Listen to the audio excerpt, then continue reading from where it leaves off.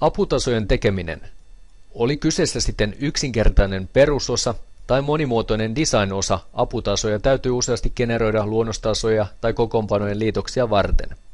SolidWorks 2010 referenssitasoja tehdään täysin uudella tavalla. Toimintatapa on suunnilleen sama kuin liitosten tekemisessä. Grafiikalta tehtävät valinnat tarjoavat valinnanmukaiset vaihtoehdot tason luomiseksi. Esikatselussa nähdään valintoihin perustuva tason paikoitus.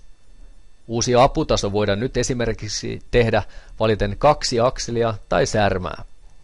Monet ovat kertoneet tarpeesta saada helposti tehdyksi uusi aputaso sylinteripintojen mukaisesti ja pystyä kääntämään tasoa sylinteripintojen suhteen. Tämä onnistuu nyt helposti. Aputason generointiin on lisätty myös keskitason määritysmahdollisuus. Tasoinen ei tarvitse olla edes samansuuntaisia. Toisinaan on tarve tehdä aputaso lieriöpintaan nähden tarkalleen tiettyyn kohtaan, mihin tekee uuden sketch-luonnoksen. Aiemmin sen tekeminen oli hankalaa, mutta ei enää.